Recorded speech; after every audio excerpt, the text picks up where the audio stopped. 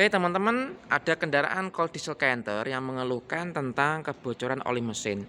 Jadi mobil ini itu dia mengeluhkan olinya ngejok terus ya, dan ternyata setelah dicek dari sopirnya itu di sekitar mesin ini banyak tercacar oli. Nah kita lihat ya kebocoran itu dari mana di mobilnya dan akan diperbaiki seperti apa. Oke, langsung ini ada di depan mobil ya.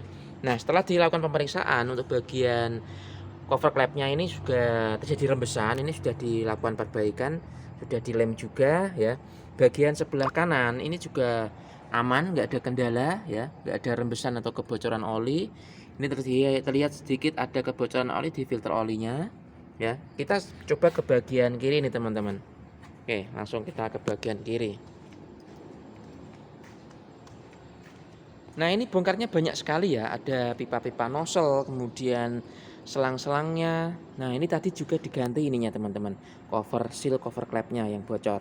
Nah ini terlihat juga bos pom. Nah oke, langsung kita lihat, kita jelaskan di sini ya teman-teman. Nah ternyata olinya itu rembesnya dari sini teman-teman.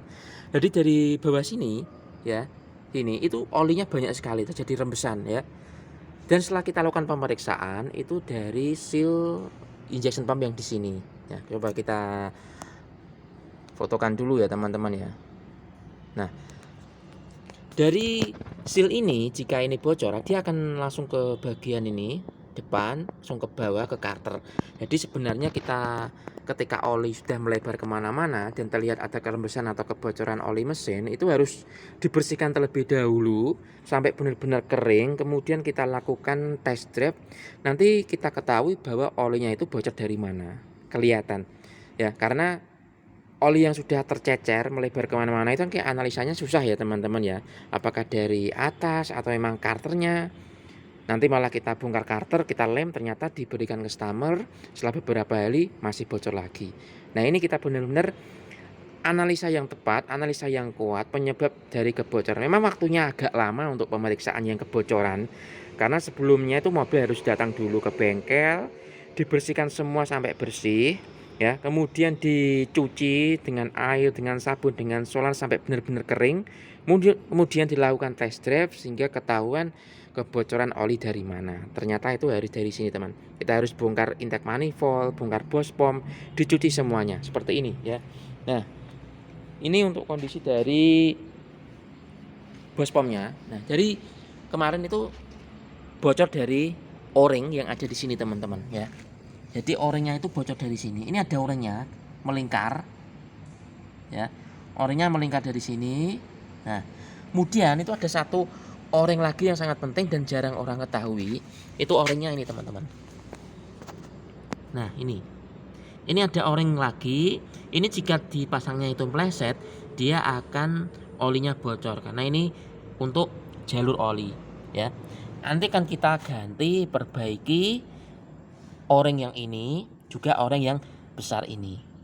Kita ganti semuanya sehingga nantinya tidak ada rembesan atau kebocoran oli lagi di kendaraan Mitsubishi truk Canter ini. Nah ini kondisi dari intake manifoldnya ya, yang sudah dicuci dengan bersih sempurna teman-teman. Loh, dalam-dalamannya aja sudah bersih semua ini ya, nggak ada kotoran bolot hitam ini.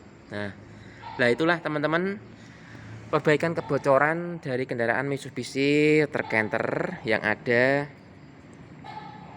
pada sore ini.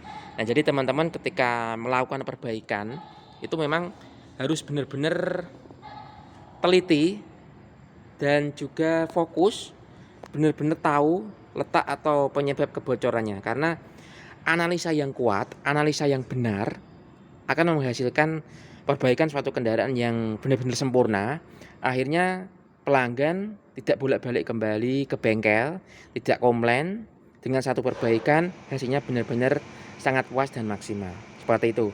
Oke, itu informasi mengenai kebocoran oli di Mitsubishi truk Canter. Siapa tahu mobil Anda juga rembes bocor oli. Kemungkinan penyebabnya salah satunya adalah dari ini seal injection pump yang dari depan. Oke, salam otomotif dan selalu sehat untuk teman-teman semuanya.